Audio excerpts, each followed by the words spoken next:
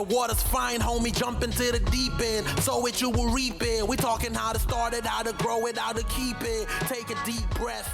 You are now rocking with Founder Secrets. All right, Adrianne Nickerson, welcome to Founder Secrets. Thank you. Thanks for having me here. Yeah, Adrianne is the awesome founder of Oula, which is an amazing, we'll talk about an amazing healthcare experience in New York, but potentially other places as well for women. But we'll get into that for a second. But I think on the same lines, I wanted to ask kind of for the icebreaker, what is the best healthcare experience you've ever had? And I'll start. Mine was Oula. I guess specifically it was having a doula, which isn't necessarily part of what Oula provides, but having a very supportive doula during our last child's birth process. But then Oula kind of augments that by adding just like a very nice, like if you go to a hospital to try to have a birth, it's like trying to go into like a Ford factory to have a birth, you know, it's like so many like processes and like Toyota, you know, like what's that Toyota process called? Japanese, because everything's a process, you know. And birth is so like unpredictable and like never follows a process. And it's just like the first time, like it's going to be a very brutal experience. And you have made this like warm, like very like amazing experience, especially with the people, which I didn't realize like midwives are like way more experienced than like doctors in the hospital. Like don't tell anybody, but like to me, it just seemed like they tell like everyone. It's like they don't tell. Anyway, so that was my. They're like in Soho. They have like this beautiful sort of ambiance. It feels like you're walking into the Soho House, not into the clinic. So that was mine, and that's why I'm so happy to have you on. Taylor, why don't you go next? You should clip that and put that on. That could be a TV ad. There you go. Mine's a little different. So Invisalign, I don't know if it counts as healthcare, dentistry healthcare. I don't know. Yeah. Does it count? So I didn't do Invisalign for such a long time, and I wish I'd done it sooner. And so a great experience was Invisalign, and just how it all kind of went down. But I guess what was shocking to me is how differently I was treated afterwards. Like I could tell a before and after, and I think my smile before was fine, but it definitely worked to get like more attention, which wasn't the idea. Like I actually did it for health reasons. My dentist said that I was grinding my teeth and all these things, and he's like, you know, the vanity is the nice kind of added bonus, but really you should do it for health reasons. And that's what finally convinced me to do it. And I'm really, really grateful I did. So it was a good experience. I guess what I learned through the process that I would share with anybody who's thinking of doing it is that you can use a dentist for it, or you can use an actual doctor for it. And they're basically the same price. And so you should use a doctor. That was what I interviewed 5 Invisalign people, including a cosmetic, like, I don't know if anybody's ever been to one of these dentists for the stars, like for Hollywood people, but I went to that for fun. They quoted me $30,000. I did not choose them, but yeah. So mine would be like the Invisalign process took 2 years. Also, one thing I learned is that everything was a lie. The price was not the price. The time was not the time. Sounds like healthcare to me. Yeah. So I guess true to healthcare. There you go. Yeah. So that's mine. I feel like I'm going to, I guess, unsurprisingly say that like Oula was my best experience. I have the pleasure of having built a maternity care company, but also getting to use it for my own care. And in particular, the birth of my son, Logan, which was about a year ago now, like just stands out as one of like the coolest experiences I had. I don't know how many women you talk to who are like, birth was amazing. I think there's so many things that sort of when you look at like the pop culture or look at how it's described, I think it often looks like scary and overwhelming. And had you asked me if I wanted to be pregnant again, I'd be like, absolutely not. That was miserable. But like the actual birth itself was like this beautiful choreographed ballet of like everyone doing their part and it coming together seamlessly. And I'm also like a very much like a data and evidence-based nerd. Like it's why I built Oula. I think there really is just so much evidence about what great maternity care should look like. And we just don't do it for a lot of reasons in this country.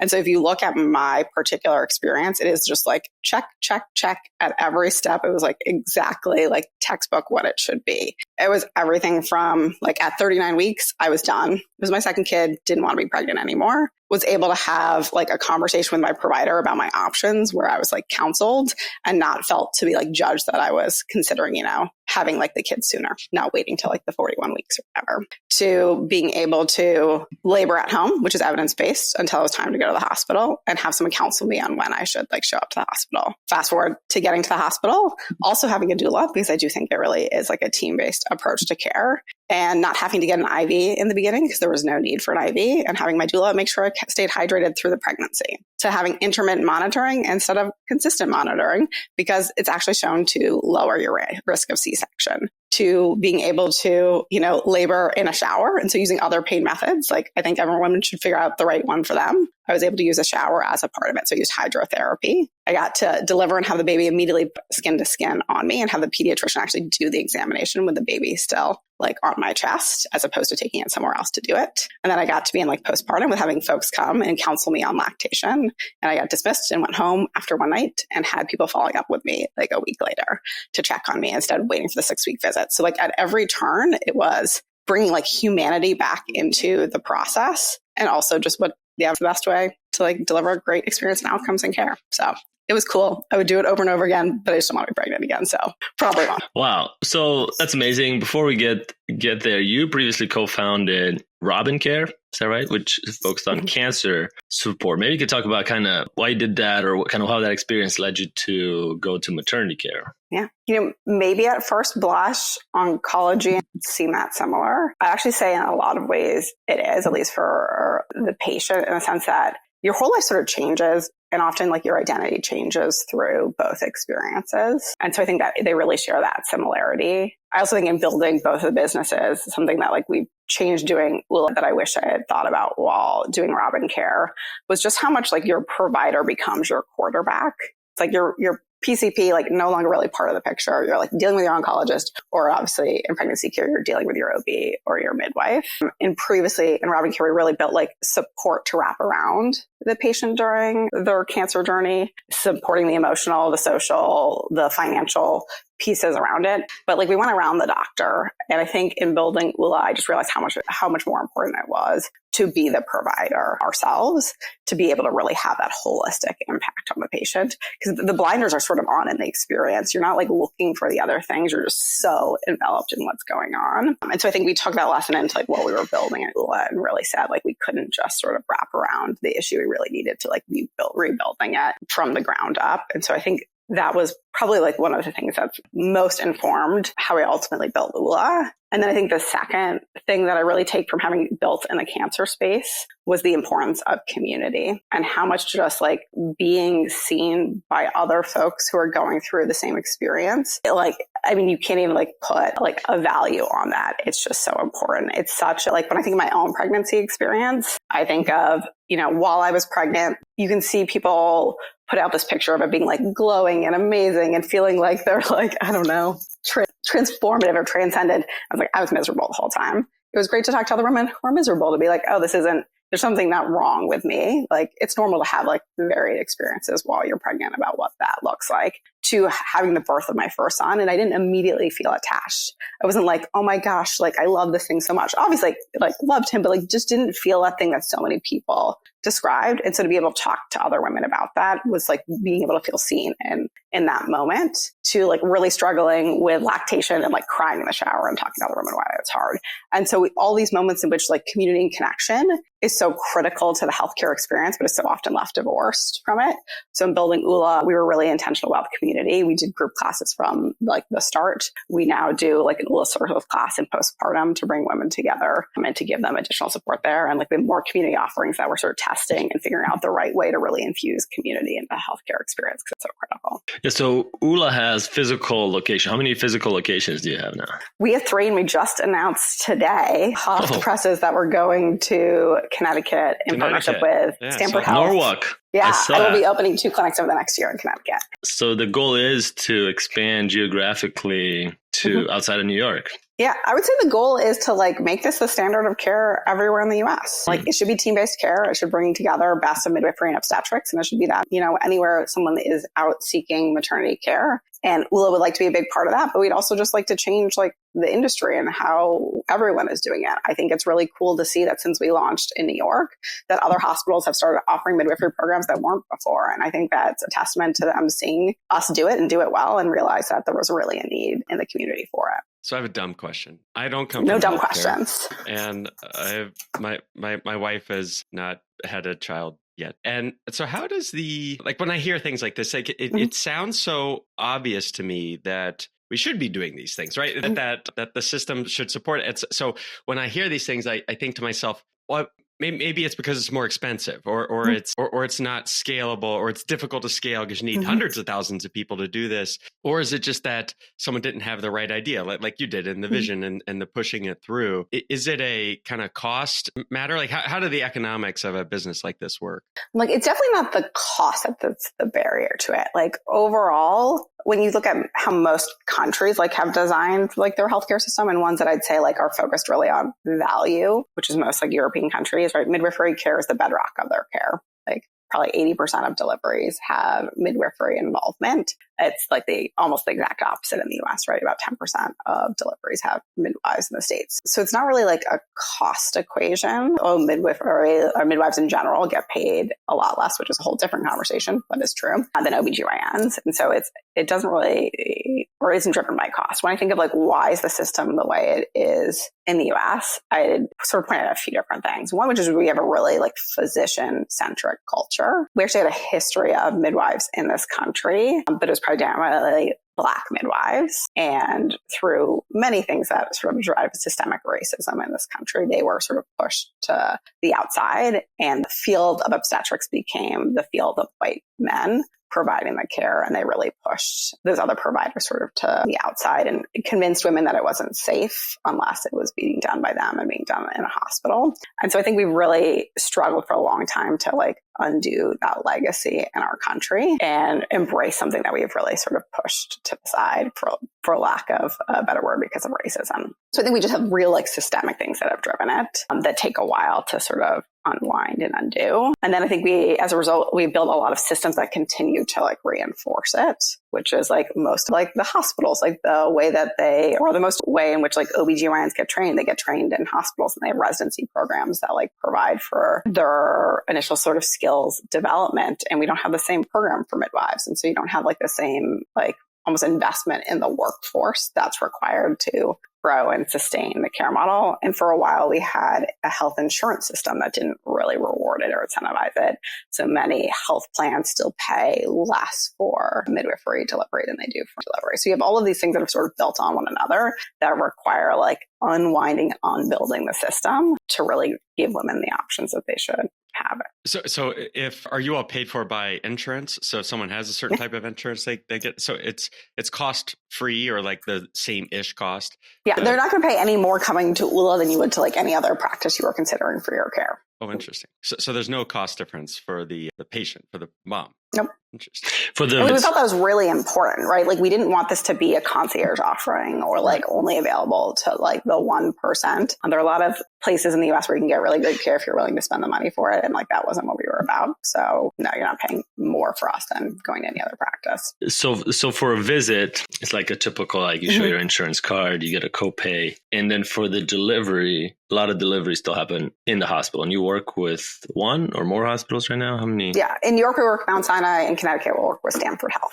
Well, first, I'm curious how you even set that up, because I know Mount Sinai used to have, like on the floor we delivered, it used to have a pre-process practice, like that whole floor. All the doulas were like, this is where I delivered my baby back in whenever, because Mount Sinai used to have this huge, beautiful midwife practice that apparently is gone. And I don't know exactly what drove that. I don't know if you know, but I'm just wondering how you set up that relationship with an entity like Mount Sinai. I mean, I can talk a little about why it doesn't exist, and I'll talk a little about our partnership, which is, I think the reason it doesn't exist anymore is it's hard to run two different settings of care, which is like they had their normal L&D floor before, and then they had their birth center. And one of the beautiful things about, birth is it's unpredictable. You don't know if 10 people are going to show up on one day or 20 people or 2 people. And so to get staffing right at both of those settings of care, what ends up happening is you end up like borrowing staff back and forth a lot.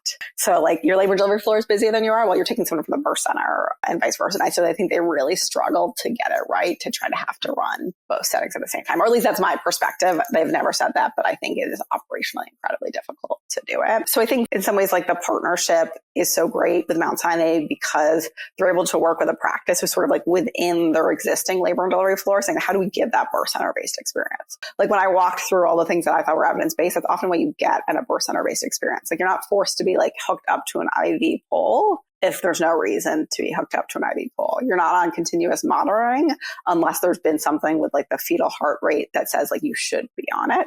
And so you can do a lot of like the policies that really support a birth center like experience, but you don't need to do it on two different floors. So I think that was sort of like the value in the partnership, was like holding true to the principles that really uplift the care model, but doing it within their existing labor and delivery floor. So you're saying that's why they were open to the partnership, is that they could provide that service they even historically did and want to, but without having to take it on themselves. Is that right? Yeah, I think they saw there was a need in the community. I don't think anyone wanted to like close that birth center at Mount Sinai. And I know that the community was really sad when it did close. And so it was an opportunity for them to really meet a need for patients, but without having to, operate two different floors to do it. This is always so interesting to me because in the hospital, people work, like the midwife works for Oula. Like, I don't know that, right? She's just got a badge like any other employee. And then the other staff works for the hospital. And then like the doula works for us. It's like a lot of different like employers in like one room that you don't really realize.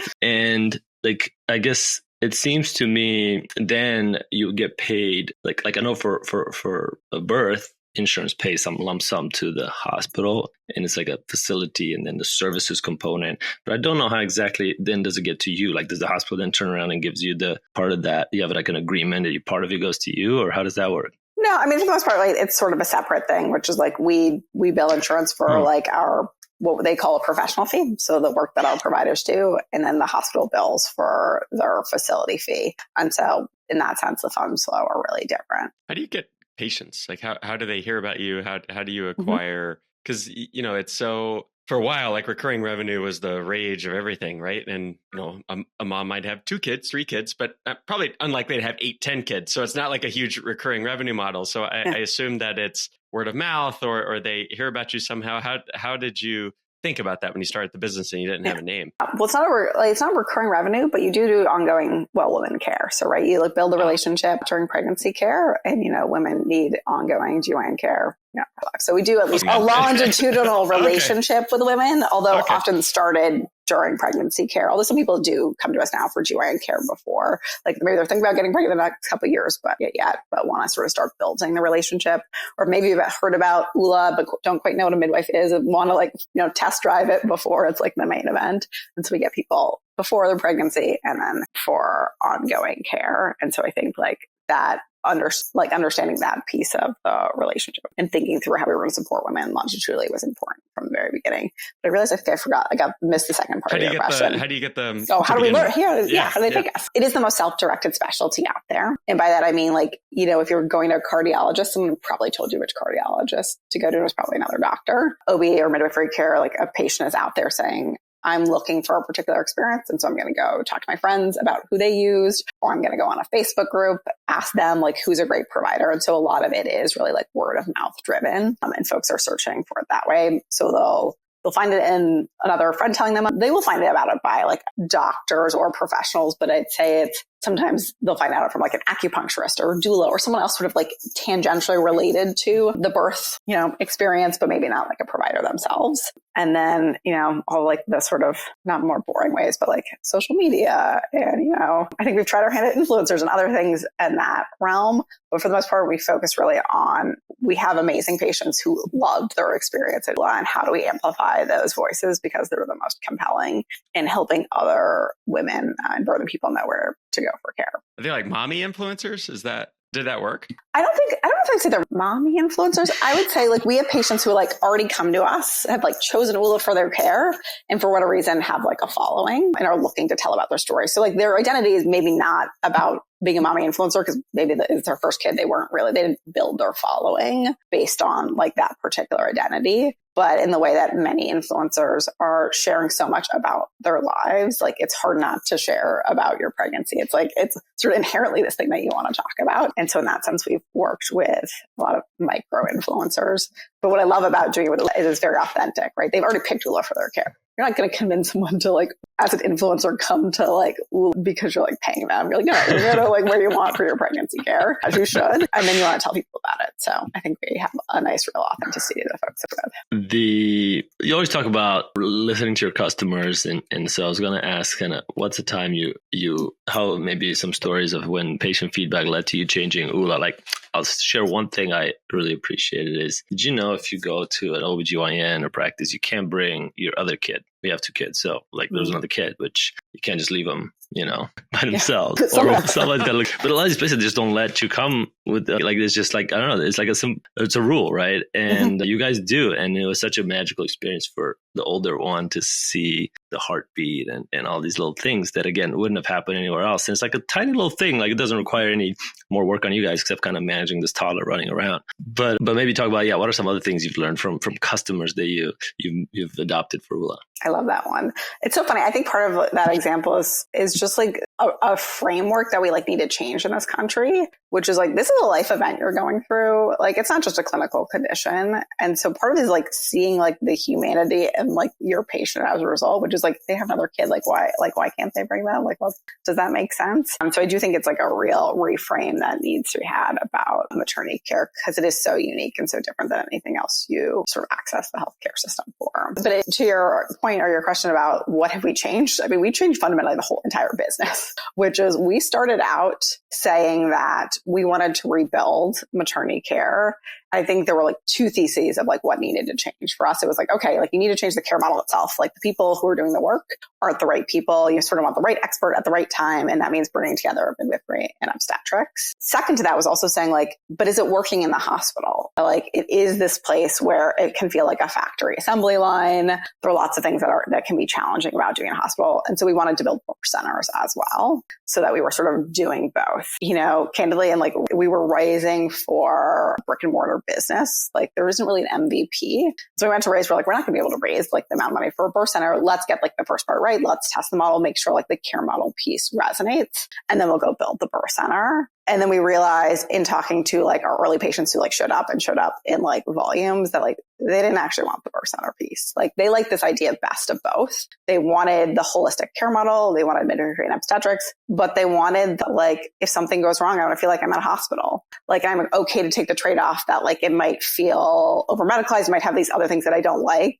but it feels like a high stakes moment to me. And I want to be somewhere where it feels the safest to me in that moment. And so we sort of like scratched the other part of it and said, oh, okay, like it really is just going to be like the care model and the tech, and we're not going to build the birth centers. So it was a big shift for how we thought about like growing and scaling the business. It changed our business model, changed lots of things that were sort of inherent to how we went to market, but I think was like really important to listen and respond to that feedback. And I think we get to be a much bigger business as a result. I think we'll have a much bigger impact. How do you implement that in the day-to-day? Because I noticed, by the way, it's like, just being transparent, we're like in certain circles that tend to be like a bubble. And I feel that Oula was stepping into like a much more diverse realm from like every perspective, like gender, race, religion, to be like, it just felt like such a diverse crew. So I guess what I'm wondering is, how do you even day-to-day incorporate little bits of feedback from? I mean, how do you have the mechanism to get feedback from these people? Obsessed, which is like,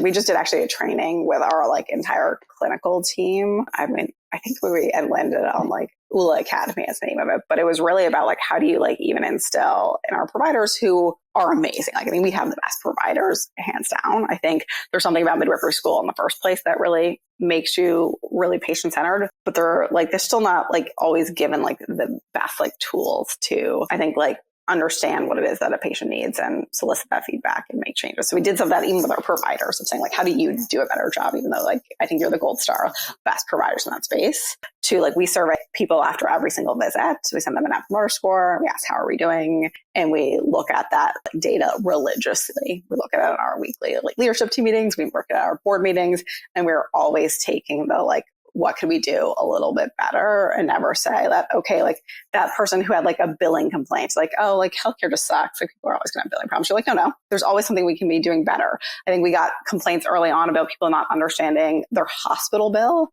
And so we change ways in which we give like the upfront, like, here's what we think it's going to cost you. No, we can't know everything about the health, like what the Mount Sinai is going to do. We don't have control, but we can, as better experts in knowing what maternity care costs, give you a better sense of like the types of bills you're going to get, like how to think about your insurance, and just, more like take ownership over the fact that we know more about things than you might, and like give you that education up front. So it really is like built into our DNA to like ask and like iterate and feedback and like have a perspective of, even if it's not within our control, how do we still help you navigate it? I have some friends who work in healthcare. And I think that one of the reputations that I, as someone not in healthcare, see from my friends and whatnot is that there's a lot of people don't get fired for poor performance. They get kind of like moved around, or, like certain things happen, unlike in like my industry where if you're bad, you just get fired. And that's, I don't know how much of that is true here or in the Northeast, but I'm curious, like when you talk about kind of helping employees improve or helping providers improve, how do you frame that in such a way? Because I assume, as in all industries, there are some egos, and it's like, well, I know how to do this. I've been doing this for 20 years. So how do you help manage that so that they actually follow through with the way and the standards that you want them to do? I think part of it's going to hiring people, the right people in the first place. Like, I think you do have to hire almost from like an attitude perspective. So I think if you don't get that right, it's hard to like fix it on the back end. And I think it's also about hiring people who are really connected to the mission. Like, we're not just like your average healthcare practice. Like, we're out here to do something different. And to that point though, sorry, how do you test for attitude and being connected? Because everybody's going, oh, I love the mission, love Oula, I love everything about you guys, right? Everybody's got to say that in an interview. So I'm wondering, like, how do you test for that attitude and commitment to the mission?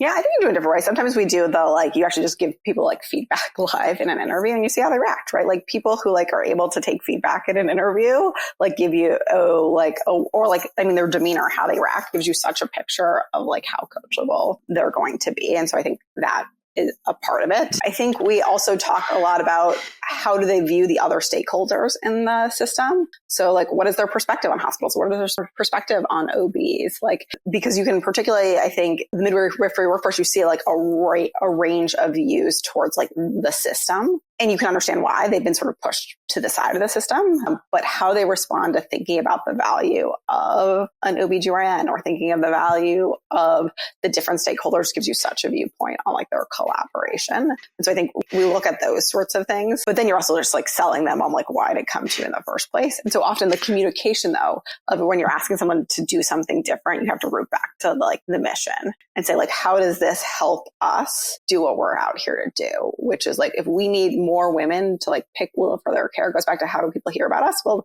they have to choose us. And so we have a responsibility to look at our data and say, like, if that patient didn't have a great experience, they're not going to go out there and tell 10 other women about how great it is. We need to look at how we're doing, because that's the only way we're actually going to change maternity care in this country. So it really is something that can sometimes feel maybe abstract to them or feel like a business thing back in the thing that they do care about, which is, I think they're all here to say that like, this is the care that women deserve. And like, how do we make sure everyone has access to it? And so you tie the feedback back to that mission, which I think is very interesting. Like, look, we're here to do this. This feedback makes us do it better. That's why you joined the company to begin with.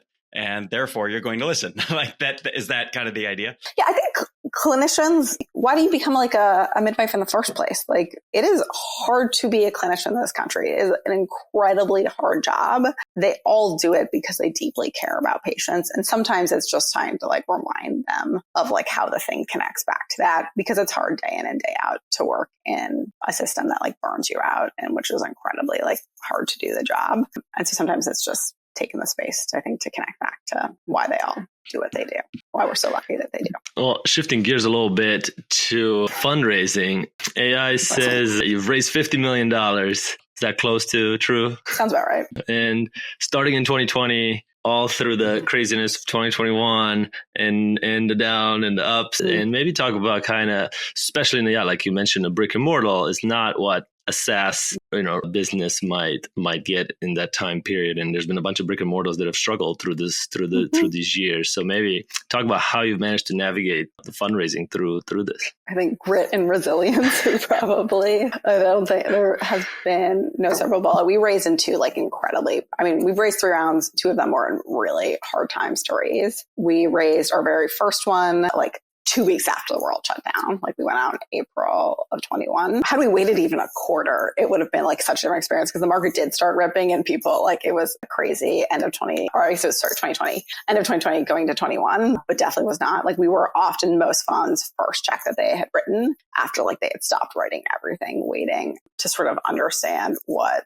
this whole COVID thing was going to look like. So it was a time of a ton of uncertainty and it's not a great time to raise capital. We probably got our lead check actually within 3 weeks but then took 70 other investor pitches probably to get the round together. So it was a long slog to get through that. And then we raised again our Series B at the end of 24, which is also when growth rounds weren't getting done in anything other than maybe AI. And so it was just, Yeah. How did you, I guess, prove that as you think is a different industry, then perhaps it was good that you were in tech at that time? Or do you think your metric, maybe you can share kind of what did it take for you to achieve in terms of number of locations or number of patients to make that happen, you think? In 2024, I think the thing that got us to raise money is we have the unit economics, and sad to say there's tons of businesses out there that haven't gotten their core business model right. So I think having, the very the thing that we were going out there to scale working is what got it done. And so it's I think good companies, as they say, will always find a way. And so I think at the core, we have a good company. I sure wish people would hear this more. They want to chase AI nonsense, but really what I heard you just say is that we have a good business. People come in, we make a profit. It's they stay for a long time. We're obsessed with the customer. We listen to feedback. I mean, that's what I hear you saying. And I feel that not enough entrepreneurs who are focused on tech or focused on the trendy, fun things, they don't listen to that, which is just run a good business, which is hard because it's very, very hard to do, right? Well, it's hard because I think particularly in healthcare, you can build a product that so deeply should exist. And there are so many things that should exist because healthcare is so terrible, but it doesn't mean that the business model works. And that's really hard. Healthcare is really hard to build in. The person who is using your product is so often not the person paying for it, and getting those things to come together is not easy. So I'm so proud of our team. I feel like we've done a lot. It still doesn't mean that it's an inevitable success. We'll continue to grind it out to try to build a really big business. But I think we have something that's really working at its core. So positive unit economics means profitability. I remember when I first learned that, I was like, what does that mean? It's a very, I'm stunned that you're saying with the 3 or so million of seed capital, you were able to build a clinic and show profitability. To be clear, not the corporate, right? Each unit is profitable, but we're still investing, and we're investing in tech. We're investing in all the things that help us have outsized outcomes. And so we will continue. We have no plans, but in the next year, I'm not trying to become profitable at the corporate level because we're still investing in the things that I think are the reason why we should be a VC-backed business in the first place. What do you mean? What are those? Maybe talk about the tech or what are those things? Yeah, I think we always continue to look at how can we be investing in the structures and infrastructure that means we deliver the best clinical outcomes possible, right? You can have a beautiful clinic, which you called out, and we do care about our beautiful clinics. I think it sets the tone of the relationship with patients. But at the end of the day, you can have a beautiful clinic and some slick tech, but if the outcomes aren't great, what are you doing?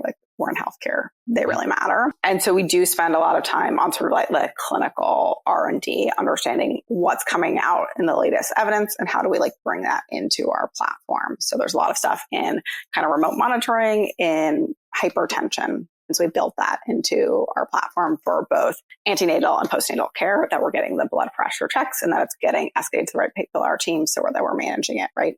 You look at the stats, if nearly half of maternal mortality deaths happen after you go home from the hospital, and cardiovascular conditions are number one, and mental health are number two. If you're not checking on it, how are you going to manage it? So same thing, where we do mental health checks postpartum, because mental health is the second driver of maternal mortality post going home. So we continue to look at where's the evidence being generated on how we do better care and incorporating that into our care model, both from a services and a perspective. So that's like an area of investment. And then the technology in particular that we really focused on is the tech that's sort of interfacing our team. So the patients don't really see it, but like we do team-based care, which means you touch a lot of people during your pregnancy. Like many midwives on our team might touch an OB, you might leave and get an ultrasound, you might have an MFM. Like there are lots of different folks. We have a care coordination team that has care coordinators, NPs. Lots of people touch the patient. It's so important that that data is cohesive across all of those touch points and gets the right information to the right person at the right time to deliver the right clinical care.